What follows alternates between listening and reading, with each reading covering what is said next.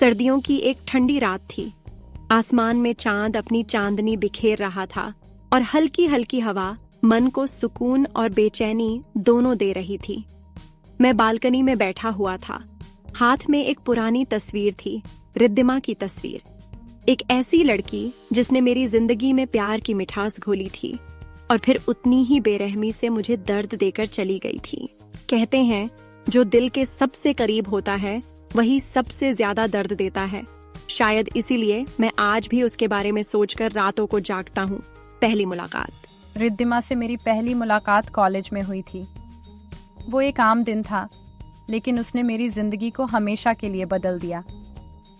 Library में किताबों की अलमारियों के बीच से झांकती उसकी मासूम आंखें पहली ही नजर में मेरे दिल में बस गईं। मैंने उससे धीरे से पूछा, क्या तुम ये किताब पढ़ रही हो? उसने मुस्कुराते हुए कहा, हाँ, लेकिन अगर तुम्हें जरूरत है तो तुम ले सकते हो। उस दिन के बाद हमारी दोस्ती गहरी होती चली गई। वो मेरे हर सुख दुख में मेरे साथ थी। उसकी हंसी मेरी जिंदगी की सबसे प्यारी धुन बन चुकी थी। उसके बिना एक दिन बिताना भी मुश्किल लगता था। धीरे धीरे ये दोस्ती प्यार में बदल गई और एक दिन मैंने उससे अपने दिल की बात कह दी। उसने मुस्कुराते हुए कहा, मुझे भी तुम्हारा साथ अच्छा लगता है, मैं भी तुमसे प्यार करती हूँ। उस दिन मेरी जिंदगी सबसे खूबसूरत हो गई थी। लगा जैसे सब कुछ पूरा हो गया हो, लेकिन मैं नहीं जानता था कि यह खुशी ज्यादा दिनों तक नहीं टिकेगी। वो दर्द भरा मोड़, सब कुछ अच्छा चल रहा था, लेकिन फिर अचानक सब बदल गया। रिद्धिमा ने मुझसे दूरी बनानी शुरू कर दी। वो अब कम मिलती, कम बात करती। जब भी मैं उससे पूछता, वो टाल देती। एक दिन मैंने उससे जबरदस्ती पूछ लिया, क्या हुआ रिद्धिमा, तुम मुझसे दूर क्यों जा रही हो? क्या मैंने कोई गलती की है? उसकी आंखों में आंसू थे। उसने कहा, मैं नहीं चाहती कि तुम मुझसे और ज्यादा बंध जाओ। हमें अब अलग हो जाना चाहिए। लेकिन क्यों? क्या मैंने कुछ गलत किया?